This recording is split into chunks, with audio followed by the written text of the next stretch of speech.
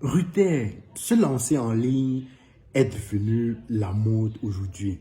Tout le monde dit générer beaucoup d'argent en ligne.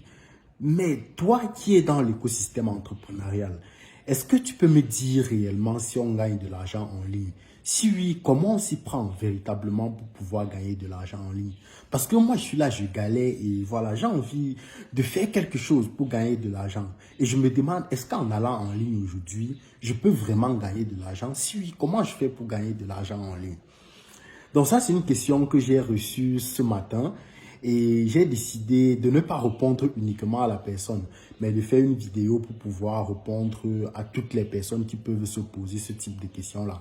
Est-ce qu'on gagne réellement de l'argent en ligne? Est-ce qu'il y a réellement de l'argent à se faire en ligne? Et si oui, s'il y en a, qu'est-ce qu'il faut mettre en place pour pouvoir générer de l'argent? Et toutes les personnes que je vois venir en se disant c'est facile de gagner de l'argent en ligne, on va aller en ligne et d'un claquement de doigts, on va gagner de l'argent. Non, cette vidéo ne vous concerne pas. Donc, si vous faites partie de cette catégorie de personnes-là, il faut scroller rapidement et vous passer à une autre vidéo. Mais s'il y a des personnes qui pensent qu'avec le travail, qui pensent qu'en perdurant sur la durée, en tenant sur la durée, qui pensent qu'en faisant un travail de longue haleine sur la durée, ils peuvent générer de l'argent en ligne, cette vidéo vous concerne. Parce que je vais partager avec vous 3 éléments clés qu'il faut mettre en place automatiquement si vous souhaitez pouvoir générer de l'argent en ligne. Alors, le premier élément qu'il faut mettre en place pour pouvoir générer de l'argent en ligne, c'est de pouvoir développer une compétence rentable. Quand je dis compétence rentable en ligne, je peux penser par exemple à la photographie, je peux penser par exemple au design, je peux penser par exemple à la création de contenu, je peux penser par exemple à la traduction. Si vous avez une compétence dans le domaine de la traduction, si vous savez parler plusieurs langues, français, anglais, espagnol, allemand et autres, je peux parler par exemple de la vente ou plus spécifiquement du closing, c'est-à-dire de la conversion de prospects en clients. Je vais penser par exemple au copywriting ici. Si vous souhaitez aller en ligne, la première chose indispensable à faire, c'est de pouvoir développer une compétence rentable. Maintenant, la question que vous allez me poser, c'est Ruther, comment je fais pour développer la compétence? Et j'aime toujours dire une chose. Aujourd'hui, tout peut s'apprendre en ligne. Je dis bien tout, sans exception. Tout peut s'apprendre en ligne. Si vous prenez n'importe quel domaine de ceux que je viens de citer précédemment, et il y en a d'autres, tout ça peut s'apprendre en ligne et en autodidacte. Qu'il s'agisse de la photo, qu'il s'agisse du design. Quand je dis design, ça peut être le design d'intérieur, ça peut être le design graphique, toute forme de design. Quand je dis copywriting, création de contenu et tout ce qui va avec, tout peut s'apprendre en ligne. Maintenant, la seule chose qui va faire la différence, ce sera votre discipline. Parce que j'aime toujours dire une chose.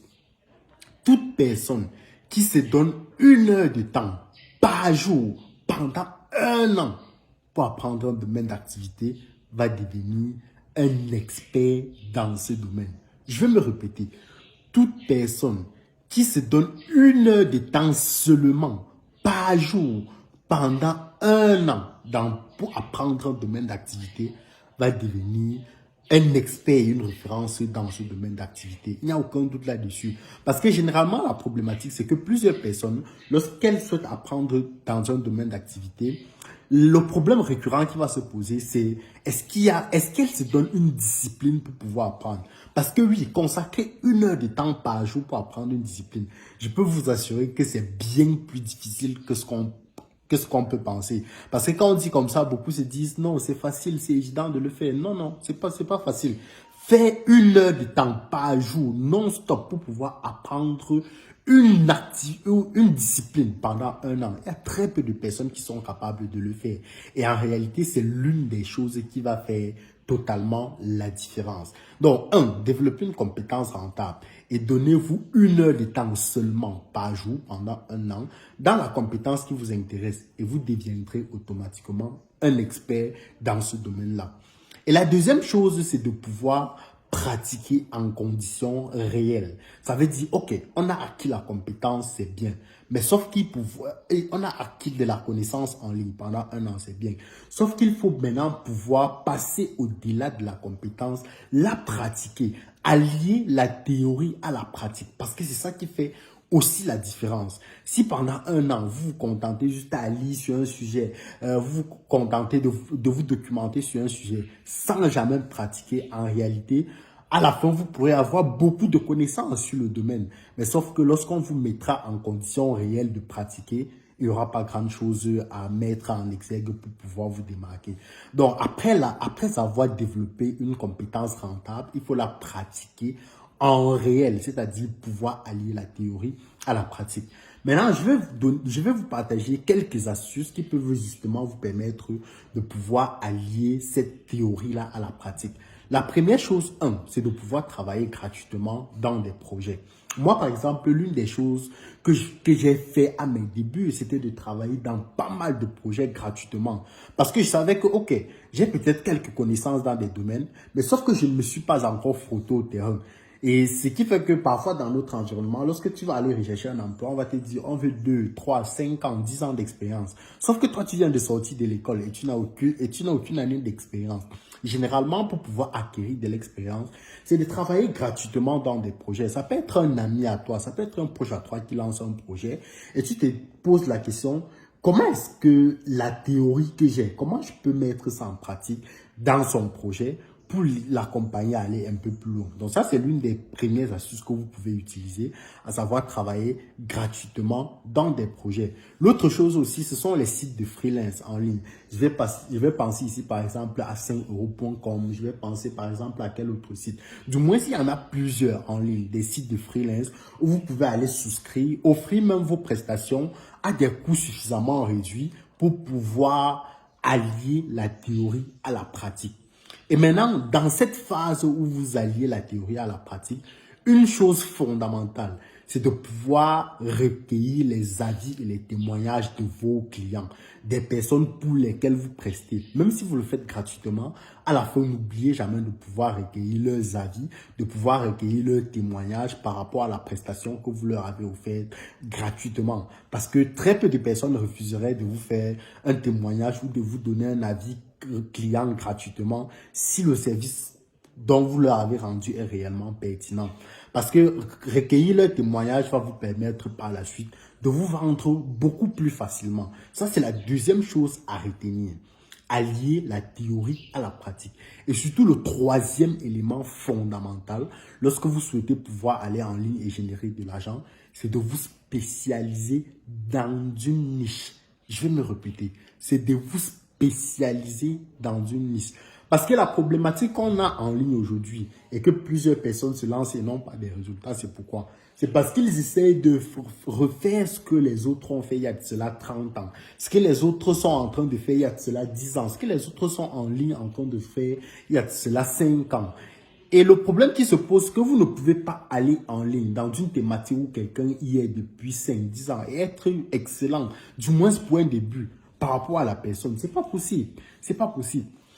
D'où le fait qu'il faut pouvoir vous spécialiser dans une niche. Parce que beaucoup se disent, c'est en parlant de beaucoup de choses à la fois que je vais pouvoir me faire reconnaître. Non. Parler de beaucoup de choses à la fois, en réalité, ça vous disperse. Et au final, parfois, ceux qui vous suivent ne savent même pas dans quoi vous faites réellement. Moi, aujourd'hui, quand on dit Ruther, on associe le visage de Ruther à la vente. On associe le visage de Ruther au closing. Voilà ce à quoi on m'associe. Ça permet de me faire reconnaître facilement. Et lorsque je suis reconnu comme expert dans un domaine ou comme professionnel dans un domaine, je peux facilement associer d'autres éléments autour de ce domaine d'activité dans lequel je suis reconnu comme un professionnel. Donc, lorsque vous partez en ligne, il faut vous spécialiser dans une niche. Évitez d'être des généralistes qui essayent de tout faire et au final ne font rien à la fois. Et l'un des avantages du fait de se spécialiser, c'est que ça vous permet de vendre vos prestations beaucoup plus cher. Ce que, par exemple, les personnes qui sont généralistes ne peuvent pas le faire. Ou du moins, pour un début, ce sera difficile pour quelqu'un qui est généraliste de facturer ses prestations à un prix. Alors que lorsqu'on est spécialisé dans un domaine et qu'on nous reconnaît comme quelqu'un de pointu dans ce domaine, en réalité, c'est beaucoup plus facile de pouvoir facturer à des montants beaucoup plus importants. Et quand je dis spécialisation, je vais par exemple, pour quelqu'un qui est dans la photographie, c'est de se dire, je suis spécialisé dans la photographie des mariages. Ça, c'est quelque chose de spécifique. Pour quelqu'un qui est dans la programmation, c'est de dire, je suis spécialisé dans la programmation Android, par exemple. Pour quelqu'un qui est dans le montage vidéo, c'est de dire, je suis spécialisé dans le montage vidéo, par exemple des événements tout simplement, ou je suis spécialisé dans le montage des vidéos TikTok uniquement.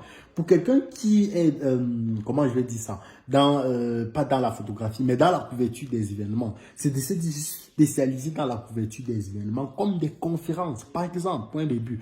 Ça permet qu'on vous reconnaisse comme quelqu'un de pointu dans un domaine d'activité et plus tard, vous pourrez associer d'autres éléments autour de cela. C'est ça qu'on appelle avoir une niche spécifique. Ça permet de se faire reconnaître facilement dans un domaine et sur la durée, vous pouvez donc y joindre d'autres éléments tout autour. Donc, pour me résumer, 3 éléments fondamentaux lorsque vous souhaitez avoir des résultats en ligne. 1. Développer une compétence rentable. 2. Pratiquer en conditions réelles, c'est-à-dire pouvoir allier la théorie à la pratique. Et 3. Vous spécialiser dans une niche. Avec ces 3 éléments réunis et surtout avec un peu de discipline, vous aurez des résultats en ligne. C'est inévitable. Et si vous souhaitez vous professionnaliser dans le domaine du copywriting, dans le domaine de l'écriture, je vous réserve une surprise en commentaire. On se dit rendez-vous dans une prochaine vidéo et surtout, j'espère que tu mettras celle-ci en pratique. Prends soin de toi et excellente journée à toi.